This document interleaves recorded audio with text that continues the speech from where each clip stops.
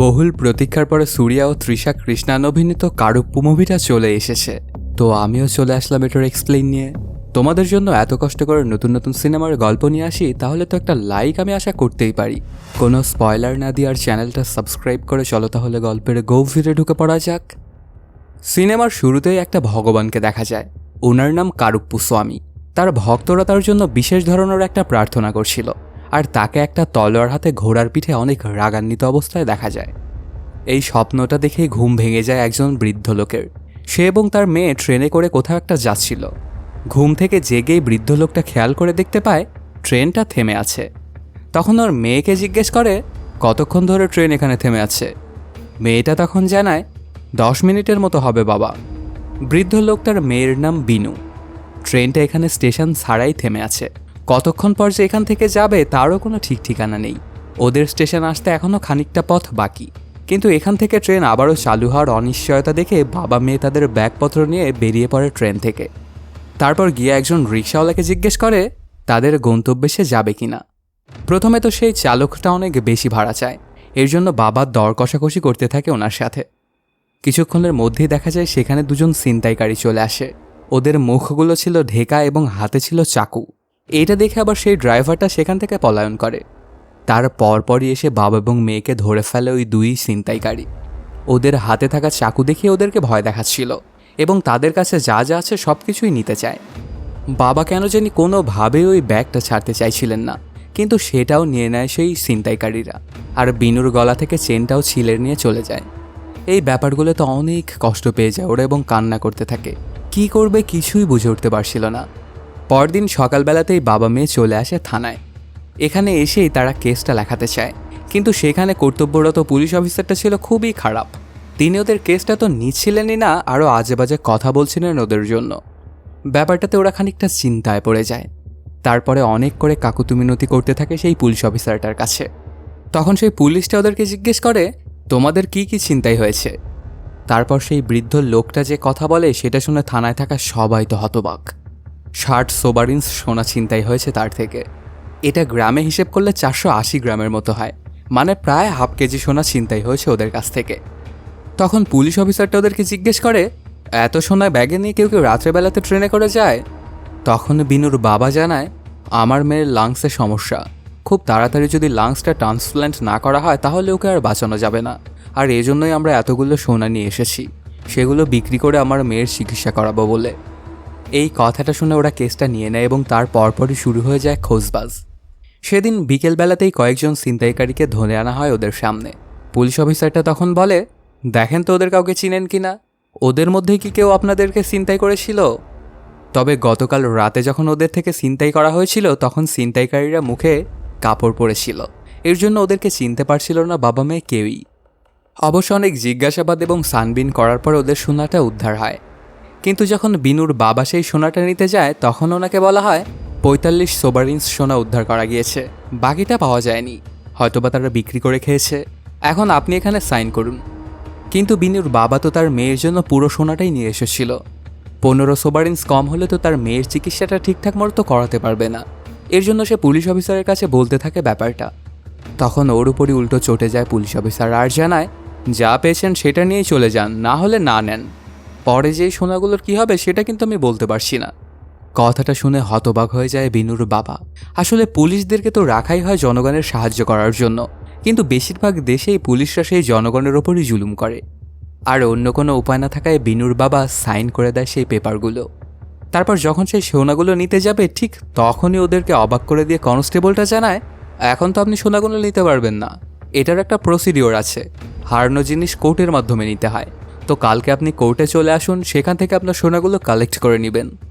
কথাটা শুনে অবাক হয়ে যায় বিনুর বাবা আর বলতে থাকে, আমার জিনিস ছিনতাই হয়েছিল, ছিনতাইকারী ধরা পড়েছে, সাথে সোনাগুলো, এখন আমার জিনিস আমি নিব, সেটার জন্য আমাকে কোর্টে কেন যেতে হবে?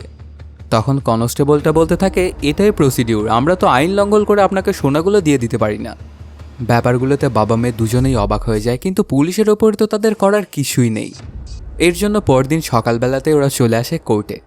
এখানে দেখা যায় আগে থেকে একটা কেসের হিয়ারিং হচ্ছিল।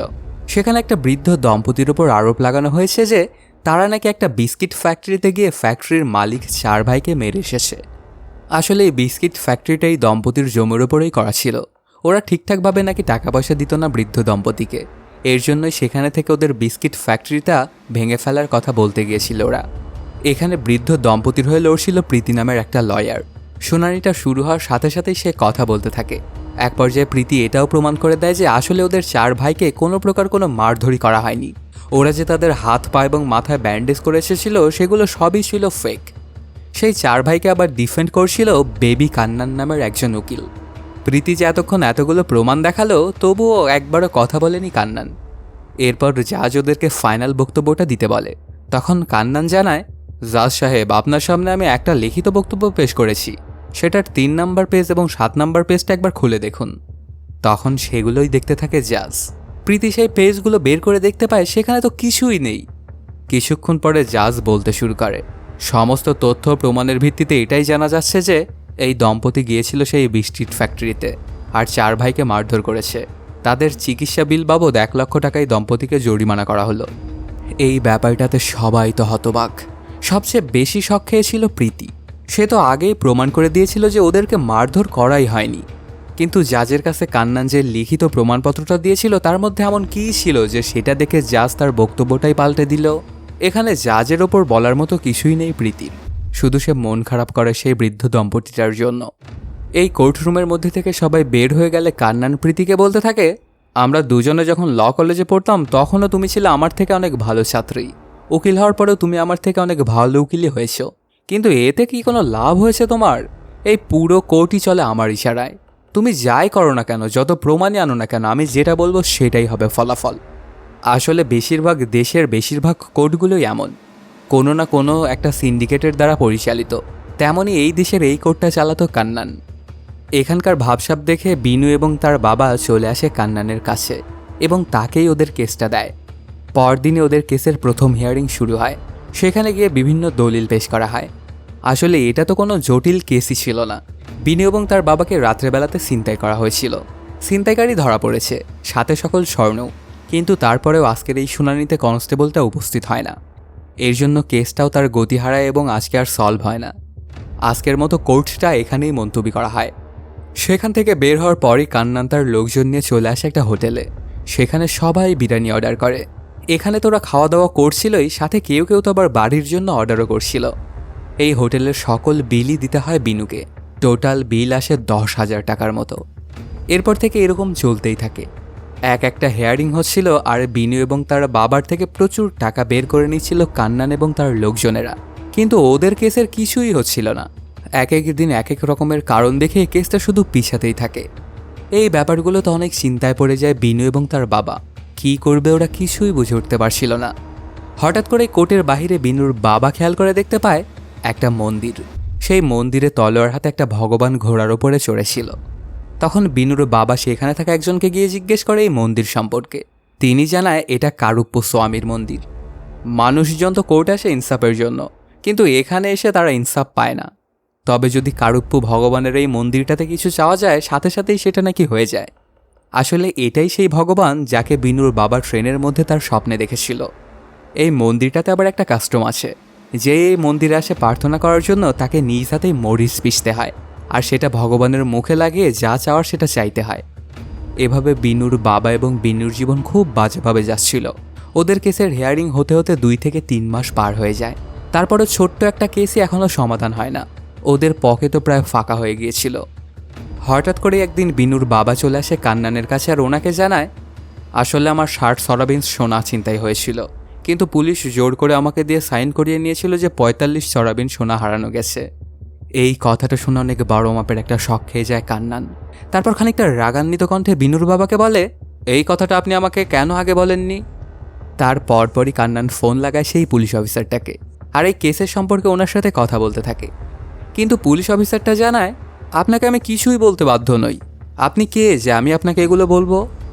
এই কথাটা শুনে আবার ইগোতে লেগে যায় কান্নানের। তার পরপরই সে বিভিন্ন লোকজনকে ফোন করতে থাকে। এই কোর্টের আশেপাশে সব জায়গাতেই ছিল কান্নানের লোক। দেখতে দেখতে অনেক লোক জমায়েত হয়ে যায় সেই পুলিশ স্টেশনের বাহিরে। খুব বাজে অবস্থা হয়ে যায় সেখানকার। সবাই এই পুলিশ অফিসারের বিরুদ্ধে প্রোটেস্ট করছিল। এটাতে সেই পুলিশ অফিসারটার অবস্থাও নাজেহাল। তারপর সেই থানায় ডেকে নেওয়া হয় কান্নানকে। আর পুলিশ অফিসারটা তখন তার নিজের ব্যবহারের জন্য ওর থেকে ক্ষমাও চায়। এগুলো শুনে কান্নান জানায়, আমি এখান থেকে যেতে পারি, তবে বাকি যে সোনাটা আছে সেটা আমাকে দিয়ে দিতে হবে। আমি জানি সেটা আপনার কাছেই আছে। আর অন্য কোনো উপায় না থাকায় পুলিশ অফিসারটা কান্নানকে সেই সোনাটা দিতে বাধ্য হয়। তারপরে এখান থেকে সব লোকজন নিয়ে চলে যেতে চাচ্ছিল না কান্নান। তখন পুলিশ অফিসারটাকে অবাক করে দিয়ে কান্নান জানায়, আমার সাথে ফোনে বাজে ব্যবহার করা আপনার একদমই উচিত হয়নি। এর জন্য আপনার তো মাসুল দিতেই হবে। আমাকে 1 লক্ষ টাকা দিন, তাহলেই কেবলমাত্র এখান থেকে সব লোক চলে যাবে। আর যদি সেটা না দেন তাহলে এভাবেই থাকবে সবাই। তখন আর অন্য কোনো উপায় না থাকায় পুলিশ অফিসারটা কান্নানকে 1 লক্ষ টাকা ঘুষ দেয়। আসলে যেখানে সবসময় পুলিশই মানুষের থেকে ঘুষ খায়, সেখানে পুলিশ অফিসারটার এত বাজে অবস্থা হয়ে গিয়েছিল যে সেই কান্নানকে 1 লক্ষ টাকা ঘুষ দিল। তারপর সেই টাকা এবং সোনাদানা নিয়ে বাইরে চলে আসে কান্নান। সোনাটা সে নিজের পকেটের মধ্যে ঢুকিয়ে নেয় আর গিয়ে বিনুর বাবাকে বলে, আপনার থেকে যারা ওই সোনাগুলো চুরি করেছিল তারা বাকি সোনাটা বিক্রি করে ফেলেছে। এর জন্য সেগুলো রিকভার করা সম্ভব হয়নি, সেই কারণেই 1 লক্ষ টাকা দিয়েছে আপনাকে। তারপর সেই টাকাটা ধরিয়ে দেয় বিনুর বাবাকে। এখানেও একটা বিজনেস করে ফেলল কান্নান। তারপর আস্তে আস্তে এগিয়ে যায় সেই জনতার মাঝে এবং সবাইকে থামায় আর বলতে থাকে, এখন তোমরা এখান থেকে সবাই চলে যাও, যে কাজের জন্য আমরা এসেছিলাম সেই কাজ তো আমাদের হয়ে গেছে। তখন বিনুর বাবার হাত থেকে সেই 1 লক্ষ টাকাও নিয়ে নেয় কান্নান আর তাকে বলে, এতগুলো লোক এসেছিল, এদেরকে তো কিছু খাওয়াতে হবে নাকি? এই টাকাগুলো দিয়ে আমি সেগুলো করব। এটাতে তো আপনার কোনো অমত নেই। তখন আর অন্য কোনো উপায় না থাকে এই 1 লক্ষ টাকাও কান্নানকে দিয়ে দেয় বিনুর বাবা। ব্যাপারগুলোতে বিনু বুঝতে পারছিল যে তাদেরকে আসলে স্ক্যাম করা হচ্ছে। জেনে বুঝে এই কাজকর্মগুলো করছিল কান্নান। ওদের কেসটা কবে যে সলভ হবে তার তো কোনো নামগন্ধই নেই, কারণ সেটা যদি সলভ হয়ে যায় তাহলে তো বিনু এবং তার বাবার থেকে আর টাকা নিতে পারবে না কান্নান। সেজন্য সে নিজেই প্ল্যান করে এগুলো করছে। তারপরেও তো ওদের কিছুই করার নেই। এরপর দেখতে দেখতেই চলে আসে ওদের পরের শুনানির দিন। ওদের কাছ থেকে সোনাগুলো ছিনতাই হওয়ার 4 মাস পার হয়ে গেছে, কিন্তু এখন পর্যন্ত তারা তাদের সোনাটা ফেরত পেল না। বিনুর অবস্থাও আস্তে আস্তে খারাপের দিকে যাচ্ছিল। ডাক্তার ওকে বলেছিল যত তাড়াতাড়ি সম্ভব ওর লাংসটা ট্রান্সপ্ল্যান্ট করতে হবে, আর যদি একবার ওর মুখ দিয়ে রক্তবমি হয় তাহলে আর কোনোভাবেই বাঁচানো সম্ভব হবে না বিনুকে। কিন্তু ওরা তো ওদের সোনাগুলো ফিরেই পাচ্ছে না, তাহলে কেমনে অপারেশনটা করবে? আজকের শুনানিতে সবাই ঠিকঠাকভাবে উপস্থিত হয়। কনস্টেবল তার বয়ান দিয়ে দেয়। সেখানে জোহরি সোনাগুলো পরীক্ষা করে। এখন শুধু জাজের ফয়সালাটা দেওয়ার পালা। তখনই কেউ একজন এসে জাজের কানে কিছু একটা বলে। এটা শুনে সেখান থেকে তাড়াহুড়ো করে চলে যাচ্ছিল জাজ।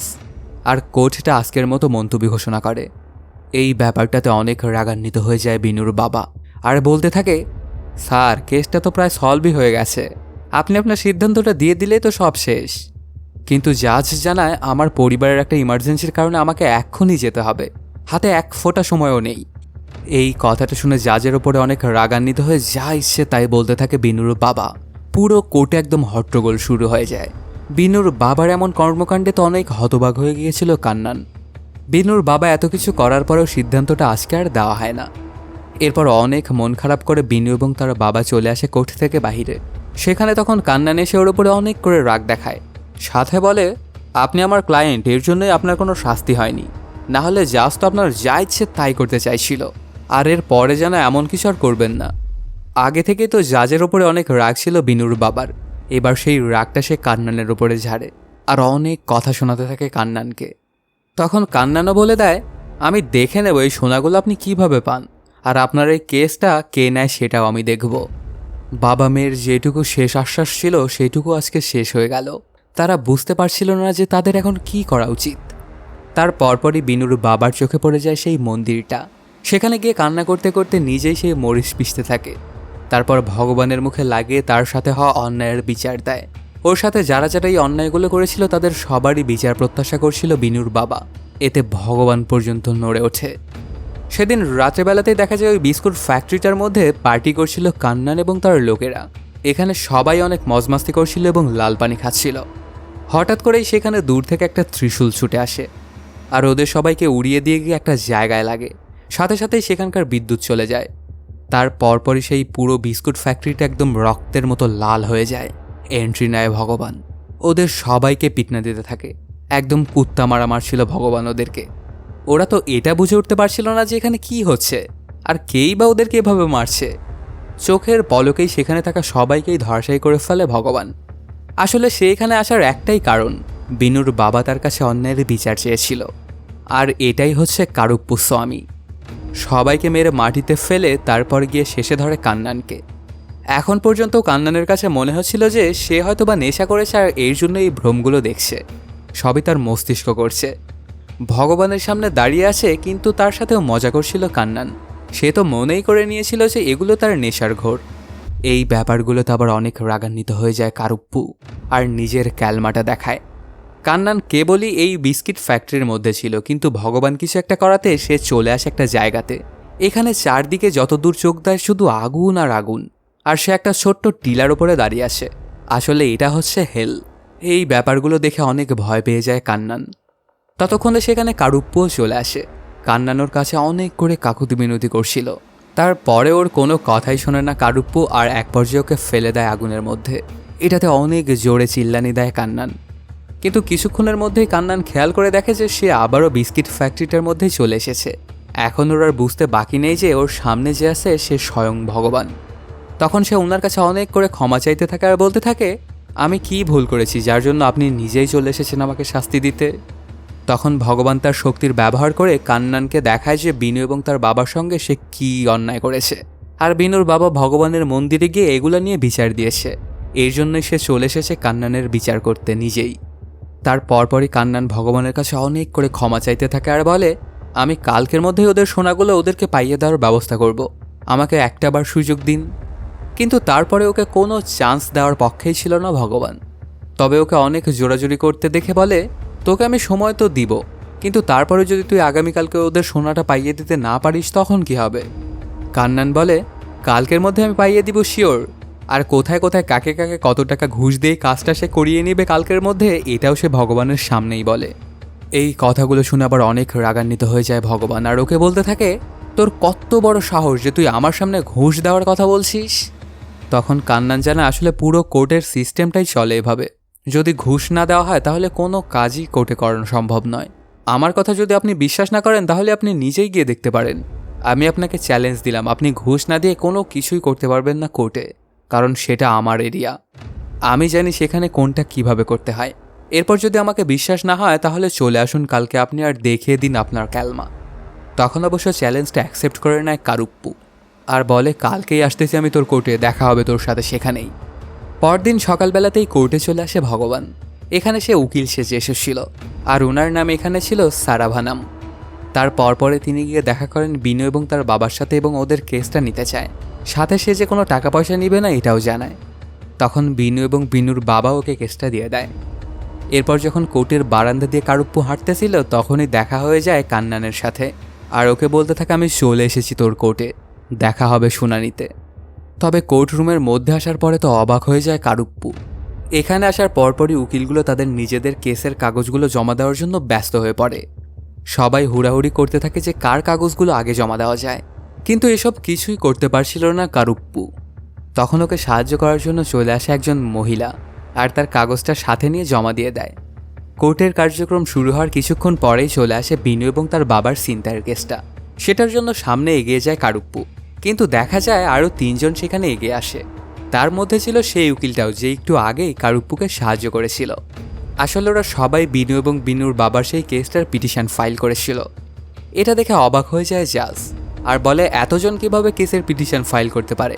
তোমরা আগে এটার প্রপার ডকুমেন্টস নিয়ে এসো যে কে হবে এই কেসের উকিল, তারপরই হিয়ারিংটা শুরু হবে। আজকে ওদের কেসের কিছুই হয় না। এতে আরও অনেক বেশি চিন্তায় পড়ে যায় বাবা ও মেয়ে। সেখান থেকে বের হওয়ার পরপরই বাহিরে দেখা যায় একসঙ্গে অনেক মানুষ জমায়েত হয়েছে। একটা মহিলা তার কেস নিয়ে এসেছিল। সে একটা মন্ত্রীর পার্সোনাল অ্যাসিস্ট্যান্ট ছিল। সেই মন্ত্রীটা আবার তার সাথে জোর করে খারাপ কাজ করে, আর সেজন্যই ওনার উপরে কেস করেছিল মেয়েটা।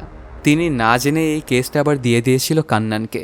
এখন কান্নানের লোকজনেরা সেই মেয়েটার এই কেসটা উঠিয়ে নিতে বলছিল, কারণ ওরা টাকা খেয়েছিল সেই মন্ত্রীর কাছ থেকে। কিন্তু মেয়েটা কোনোভাবেই এই কেসটা উঠাতে চায় না। তখন সেখানে চলে আসে কান্নান, আর এই কেসের বিভিন্ন ডকুমেন্টসকে একত্রিত করে সেটা লাল কাপড় দিয়ে বেঁধে ফেলে দেয় মাটিতে। সাথে বলতে থাকে, এখানে আসে একটা উকিলেরও যদি সাহস হয় এই ফাইলটা মাটি থেকে তোলার, তাহলে এই কেসটা আমি আর লড়ব না। কিন্তু দেখা যায় সেখানে একটা উকিলও এই সাহসটা করে না। ফাইলটা কেউই ওঠায় না, ফাইলটা সেখানেই মাটিতে পড়ে থাকে। ব্যাপারটা ঘটে যাওয়াতে অনেক কষ্ট পেয়ে যায় সেই মেয়েটা। ওর সাথে খারাপ কাজ করা হয়েছিল, তারপরে সে অনেক সাহস জুগিয়ে মন্ত্রীর নামে কেস করে, কিন্তু সেটারও এখন কোনো হাল হচ্ছে না। এই ব্যাপারগুলো পাশ থেকে কারুপ্য প্রীতিও দেখছিল। তখন প্রীতিওকে বোঝাতে থাকে এখানে এমনই চলে, যদি কান্নান কোনো কেস লাল কাপড় দিয়ে বেঁধে দেয় তাহলে সেটা নেওয়ার সাহস আর অন্য কারও হয় না। বিনা এবং তার বাবার কেসটা নিয়ে যা ঘটছিল সেটা হচ্ছে ওই তিনজনের সম্মিলিত কাজ। যারা তিনজন ওখানে পিটিশনটা ফাইল করেছিল ওরা তিনজন আসলে একসঙ্গেই কাজ করত। তখন ওরা সবাই মিলে চলে আসে ক্যান্টিনে, দেখতে পায় দুজনে বসে থেকে দাবা খেলছে। ওদের কাছে গিয়ে কারুপ্য এই কেসটার পিটিশনগুলো তুলে নিতে বলে, কিন্তু ওরা কেউই এই কাজটা করবে না বলে জানিয়ে দেয়। আর যদি ওদেরকে কিছু করে টাকা ঘুষ দেয় তাহলে এই পিটিশনটা ওরা উঠে নেবে বলেও জানায়। তখন কারুপ্য বুঝতে পারে যে এই কোর্টের মধ্যে আসলে ঘুষ ছাড়া কোনো কিছুই করা পসিবল নয়। তখন সে তার পাওয়ার ইউজ করে, আশেপাশের সব কিছু একদম স্থির হয়ে যায়। তারপর প্রীতিকে এই লুপটা থেকে বের করে আনে আর ওকে এই পিটিশন ফাইলগুলো ছিঁড়ে ফেলতে বলে। তখন প্রীতিও ঠিক তেমনটাই করে। এই ব্যাপারগুলো আবার বাহিরে থেকে জালনা দিয়ে দেখছিল কান্নান। সেখান থেকে যখন কারুপ্য বাইরে আসে তখন কান্নান ওকে বলে, আপনি তো এটা করতে পারেন না। এখানে ঘুষ দেওয়া যেমন অপরাধ তেমন আপনার পাওয়ার ব্যবহার করা অপরাধ। আপনি তো আমাকে এটা দেখাতে এসেছিলেন যে ঘুষ ছাড়া আপনি কাজ কিভাবে করবেন। আপনি তো ভগবান, আপনি যদি পাওয়ার ইউজ করেন তাহলে তো এখানে কোনোভাবেই আমরা পেরে উঠব না আপনার সঙ্গে। তো আমাকে কথা দিতে হবে আপনি আর এখন থেকে কোনো রকমের পাওয়ার ব্যবহার করবেন না। তখন না চাওয়া সত্ত্বেও ওকে কথা দিতে হয় কারুপ্যুর। সেখান থেকে আসার পরপরই সবাই অনেক চিন্তা করছিল। তখন প্রীতি বিনুকে বলতে থাকে, তুমি একদমই চিন্তা করো না, তোমাদের সঙ্গে ছিনতাই হয়েছিল, তারপর পুলিশই তো ছিনতাইকারীদেরকে ধরে এনেছিল আর তোমাদের সোনাগুলো উদ্ধার করেছিল, তাই না? তোমরা তোমাদের সোনাগুলো ফিরে পাবে, একদম চিন্তা করো না। তখন বিনু জানায়, পুলিশ এতে কিছুই করেনি। আসলে সেদিন যখন সেই ছিনতাইকারীগুলোকে ধরে এনেছিল পুলিশ, তখন বিনুর বাবা এবং বিনু অনেক কান্না করে ওদের কাছে বলেছিল যে তার মেয়ের জীবন মরণ জড়িত আছে এই স্বর্ণগুলোর সঙ্গে। তার চিকিৎসা না করতে পারলে সে মারা যাবে। আর ওদের কান্না জড়িত কথাগুলো শুনেই মন গলে গিয়েছিল এই ছিনতাইকারীদের। তারপর পুলিশের কাছে তারা নিজেরা গিয়ে স্বর্ণ দিয়ে এসেছিল। তো এগুলার পেছনে পুলিশের কোনো হাতই নেই। আসলে বিনু এবং তার বাবার সঙ্গে এত কিছু ঘটে যাওয়াতে সিস্টেমের ওপর থেকে একদমই মন উঠে গিয়েছিল ওদের। পরদিন ওদের আরেকটা শুনানি ছিল। সেখানে গিয়ে প্রথমে তো কোর্টের কার্যক্রম খুব ভালোভাবেই চলছিল। আজকে ওখানে সবাই উপস্থিত। তবে কোর্টরুমের মধ্যে কোনো কিছু সমস্যা না পেয়ে এবার বিনুর পোশাক নিয়ে কথা বলে জাজ আর জানায়, তুমি কেন এখানে স্লিভলেস কাপড় পরে কোর্টে এসেছো? আমার কোর্টের মধ্যে এগুলো একদমই চলবে না। এই কথাটা শুনে খানিকটা রাগান্বিত হয়ে যায় বিনু আর এটা ওটা বলে দেয় জাজকে। আসলে এতদিন ধরে বিনুদের সঙ্গে যা যা ঘটছিল এগুলোতে সে অনেকটাই রাগান্বিত ছিল। এই জন্যই সে জাজকে আবল তাবল কথা বলেছিল। তখন ওর এই কাজের জন্য জাজ ওকে একদিনের জেল করে। ওকে কারাগারের মধ্যে নিয়ে যাওয়া হলে সেখানে চলে যায় কারুপ্যর অনেক দুঃখ প্রকাশ করতে থাকে তার অপারগতার জন্য। কিছুক্ষণের মধ্যেই দেখা যায় বিনুর অবস্থা আস্তে আস্তে খারাপ হচ্ছে। এক পর্যায়ে সে মাটিতে লুটিয়ে পড়ে আর ওর মুখ থেকে রক্ত বের হতে থাকে। সাথে সাথেই তাড়াহুড়ো করে ওকে নিয়ে আসা হয় হাসপাতালে। তখন ডাক্তার জানায়, যত তাড়াতাড়ি সম্ভব এখনই ওর সার্জারিটা সম্পন্ন করতে হবে, না হলে মনে হয় না ওকে আর বাঁচানো পসিবল হবে। তখন সেখানে অ্যাডমিট করার জন্য যে টাকার প্রয়োজন সেটা দিয়ে দিয়েছিল প্রীতি। কিন্তু সার্জারি করতে তো এখনও প্রচুর পরিমাণ টাকার প্রয়োজন। ওরা যদি এই কেসটা জিততে পারে তাহলেই কেবলমাত্র সম্ভব। এরপর দেখতে দেখতেই চলে আসে ওদের আরেকটা কেসের শুনানি।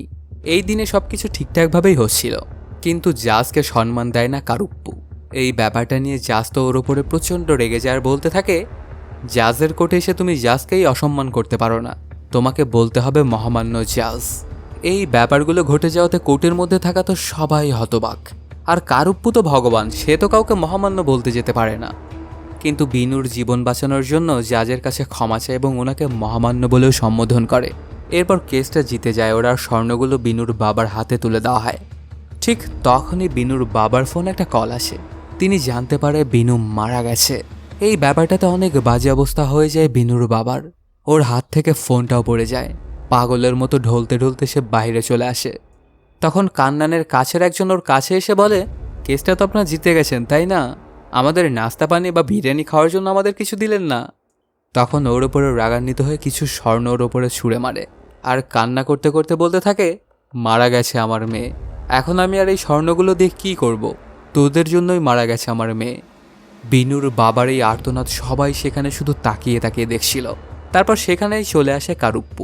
ওনাকে গিয়েও কিছুটা স্বর্ণ দেয় বিনুর বাবা আর বলে, স্যার আপনাকে তো এতদিন কিছুই দিতে পারিনি, এইটুকু আপনি রাখুন, আমার মেয়ে তো মারাই গেছে, এগুলো তো আমার আর প্রয়োজন নেই। এটা বলেই সেখান থেকে চলে যায় বিনুর বাবা। তখন স্বয়ং ভগবান ওই ব্যাপারগুলোতে অনেক কষ্ট পেয়ে গিয়েছিল, ওনার চোখেও পানি। তার পরপরই সেখানে আবার চলে আসে কান্নান আর বলে, কেসটা তো আপনি জিতে গেছেন, কিন্তু মেয়েটা থেকে তো বাঁচাতে পারেননি আপনি, ওর মৃত্যু আপনার হাতেই হয়েছে। এই কথাগুলো শুনে আরও অনেক বেশি কষ্ট পেয়ে যায় ভগবান। অন্যদিকে দেখা যায় সেই মেয়েটা আবারও চলে এসেছিল কান্নানের লোকদের কাছে। তাদের কাছে ওর ডকুমেন্টসগুলো চাইছিল যেন সে অন্য উকিলের কাছে দিয়ে কেসটা লড়াতে পারে। তখন আবারও সেই লোকটা ওখানে লাল কাপড় বেঁধে ফেলে দেয় সেই কাগজগুলোর একই কথা বলে, যদি কেউ এখান থেকে এই কাগজটা টাচও করতে পারে তাহলে তাকেই আমি কেসটা লড়তে দিব। ঠিক তখনই সেখানে এন্ট্রি নেয় কারুপ্পু আর সেই কেসের ফাইলটা তোলে। এই ব্যাপারটা দেখে কান্নানের লোকজনের ওকে মারার জন্য আসে, কিন্তু ভগবানের সাথে কি আর কেউ পারে? মুহূর্তের মধ্যে ওদের সবাইকেই ধরাশায়ী করে ফেলে কারুপ্পু, আর সেখান থেকে ফাইলটা নিয়েই চলে যায়। তারপর সেই ফাইলটা পৌঁছে দেওয়া হয় প্রীতির কাছে। পরদিন সকালবেলাতেই সেই মেয়েটা আবার চলে আসে প্রীতির কাছে এবং ওকে সব কিছু খুলে বলে যে কি করেছে মন্ত্রী ওর সঙ্গে। এসব কিছু শুনে সেখান থেকে চলে আসে কোর্টরুমে।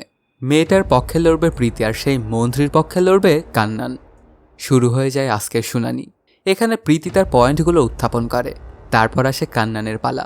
ও তো সবসময় কোর্টের মধ্যে মিথ্যে কথাই বলতো, কিন্তু এখন সে আর একটা মিথ্যে কথা বলতে পারছিল না কেন জানি। মন্ত্রীর সব সিক্রেটগুলো বলে দিচ্ছিল। এই ব্যাপারগুলো ঘটে যাওয়াতে কান্নান নিজেও অবাক হয়ে গিয়েছিল। সে যতই মিথ্যে কথা বলতে চাইছিল ততই ওর মুখ দিয়ে সবসময় সত্যি কথাই বেরোচ্ছিল। তখন কোর্টের ভেতরে থাকা সবাই তো অবাক, এখানে হচ্ছেটা কি? এখানে ভাবসাব যে খারাপ এটা বুঝতে পারে জাজ, আর আজকের মতো কোর্টটা মতলুবি ঘোষণা করে। কিন্তু এখানেও কান্নান জাজের ব্যাপারেও আজে বাজে কথা বলতে থাকে। জাজের সকল সিক্রেটগুলো বলে দেয় সবার সামনে। তখন কান্নানকে ধরে নিয়ে বাইরে রাখা হয়। পুরো মিডিয়াতে ব্যাপারগুলো ছড়িয়ে পড়ে। আসলে এটা ছিল কারুপ্পু স্বামীর কাজ। সে তার পাওয়ার ব্যবহার করে এই গোটা এলাকার মধ্যে একটা ব্যারিয়ার বানিয়ে দিয়েছিল। এটার মধ্যে কেউ আর এখন মিথ্যে কথা বলতে পারবে না, আর কেউ খারাপ কাজও করতে পারবে না। দেখা যায় পুরো এলাকাতে একদম হুলস্থুলুস অবস্থা হয়ে যায়। যারাই কোনো খারাপ কাজ করতে যেত কিন্তু সেখানে যাওয়ার পরেই তাদের কি যেন হয়ে যেত, আর তারা অপরাধ করতে পারতো না। দেখতে দেখতে পুরো এলাকার থানাগুলো ফাঁকা হয়ে যায়, কোর্টও হয়ে যায় পুরোপুরি ফাঁকা। কোনো অপরাধ হচ্ছিল না, এর জন্য কোনো কেসও ছিল না। এই ব্যাপারগুলো ঘটে যাওয়াতে সেখানে যারা ভালো মানুষ ছিল তারা তো অনেক খুশি, আর যারা খারাপ মানুষ ছিল তারা এই ব্যাপারগুলো একদমই মানতে পারছিল না আর কথাবার্তা বলতে থাকে।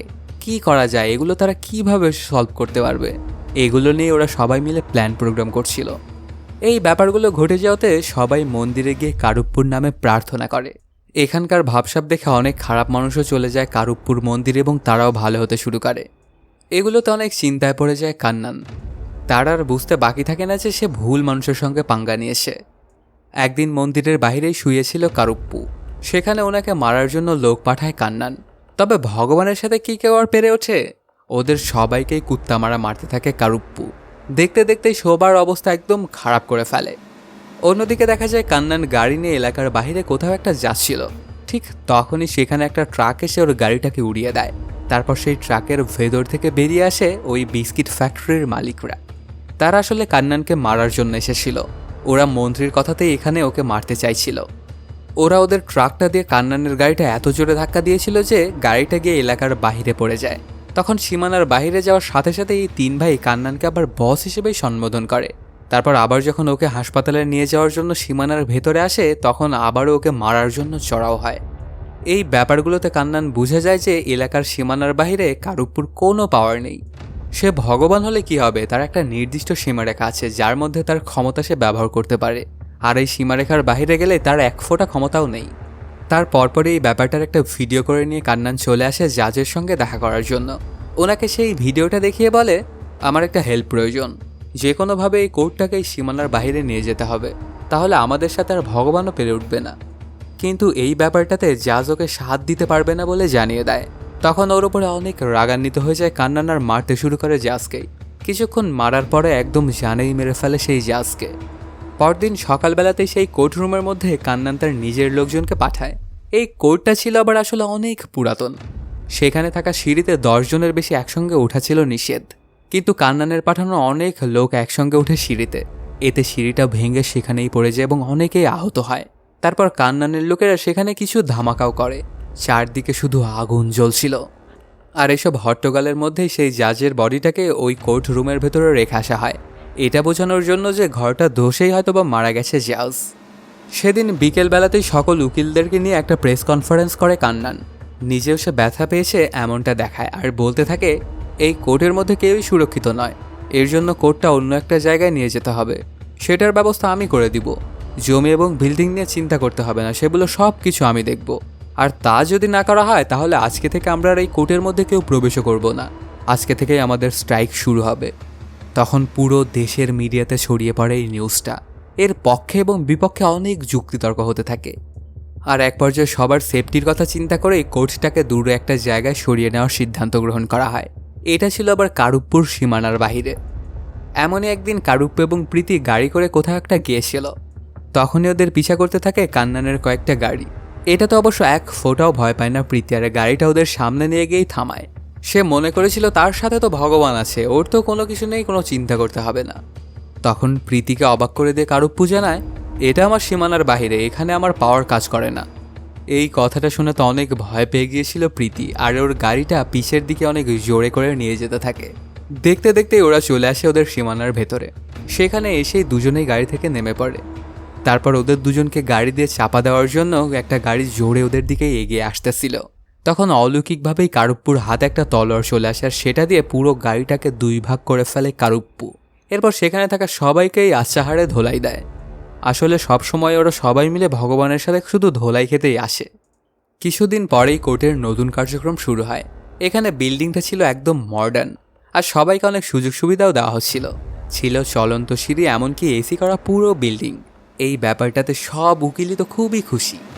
এখানে প্রথম কেসের শুনানি হয় মন্ত্রী এবং সেই মেয়েটার। প্রীতি এবং কান্নান দুজনেই তাদের যুক্তিতর্ক দেয়। শেষে ফাইনাল বক্তব্যে কান্নান বলতে থাকে আমি লিখিত একটা প্রমাণপত্র দিয়েছি, তার 4 নাম্বার পেজটা খুলে দেখুন। নতুন জাজও ছিল আসলে কান্নানেরই লোক, এর জন্য তার আর বুঝতে বাকি থাকে না যে কি করতে হবে। তখন ওকে অবাক করে দিয়ে প্রীতি বলে আমি একটা লিখিত প্রমাণপত্র দিয়েছি, সেটার 6 নাম্বার পেজটা আপনি খুলে দেখুন। প্রীতির দেওয়া সেই প্রমাণপত্রের 6 নাম্বার পেজটা খুলে দেখে তো একদম শক খেয়ে যায় জাজ। সেখানে এমন কি লেখা ছিল যে জাজ এতটা ভয় পেয়ে গিয়েছিল, সেটা একটু সামনের দিকে গিয়েই জানা যাবে। তখন জাজ তার সিদ্ধান্তটা জানায়। মন্ত্রীকেই তিনি দোষারোপ করেন। এর সাজা হিসেবে ওনাকে 3 বছরের কারাদণ্ড দেওয়া হয়, আর মেয়েটা তার ইজ্জত হারানোর জন্য ওকে কম্পনসেট করারও আশ্বাস দেওয়া হয়। এই ব্যাপারটা ঘটে যাওয়াতে কোর্টের সবাই তো খুব খুশি, কিন্তু অবাক হয়ে গিয়েছিল কান্নান। প্রীতি সেই প্রমাণপত্রে কি এমন দেখিয়েছিল যেটা দেখে জাজ তার ফয়সালাই বদলিয়ে দিল। শেষে জাজ কান্নানের ওপর আরেকটা আলাদা কেস করতে বলে যে কান্নান তাকে ঘুষ দেওয়ার চেষ্টা করেছে। এই ব্যাপারগুলোতে খুবই বাজে অবস্থা হয়ে গিয়েছিল কান্নানের। সেখান থেকে বের হয়ে কান্নান খেয়াল করে দেখতে পায় এই কোর্টের বাহিরেও কারুপ্পুর নতুন একটা মন্দির বানানো হয়েছে, আর এটা দেখেই সেখানে অনেক ভক্তবৃন্দ জমায়েত হয়েছে। তখন প্রীতি ওর কাছে গিয়ে বলে এখানে হয়তোবা ভগবানের পাওয়ার নেই, কিন্তু ওনার ভয় তো আছে। তো আমি আমার ওই প্রমাণপত্রটাতে শুধু লিখেছিলাম কারুপ্পু স্বামী কিন্তু সব কিছু দেখছে, আর এটাতেই তিনি এমনটা করেছেন। এই ব্যাপারগুলো ঘটে যাওয়াতে একদমই মাথা নষ্ট হয়ে যায় কারুপ্পুর। কী করবে সে কিছুই বুঝে উঠতে পারছিল না। তখন সে অবশ্য একটা প্ল্যান করতে থাকে যে কিভাবে ভগবানের ভয় এখান থেকে সবার মন থেকে হাঁটানো যায়। এরপর দেখতে দেখতেই চলে আসে নতুন কোর্ট ভবনের উদ্বোধনী দিন। সেখানে অডিটোরিয়াম হলে সবাই খুব ভালোভাবে উদযাপন করছিল নতুন কোর্ট রুমটা। কিছুক্ষণের মধ্যেই সেখানে চলে আসে কান্নান তার লোকজন নিয়ে। তারপর একটা বন্দুক বের করে এবং সবাইকে বলতে থাকে তোমরা অযথাই ভয় পাচ্ছ, এখানে কারুপ্পু স্বামীর কোনো পাওয়ারই নেই। আচ্ছা আমার কথা বিশ্বাস হচ্ছে না তো, তাহলে দেখো। এটা বলেই সে গোলাগুলি করে মানুষ মারতে শুরু করে, আর ওর লোকজনেরাও সেখানে তাণ্ডব চালাচ্ছিল। কান্নান আসলে এগুলো করে এটা প্রমাণ করতে চাইছিল যে সীমানার বাহিরে আসলে কারুপ্পু ভগবানের একটুকু পাওয়ার নেই।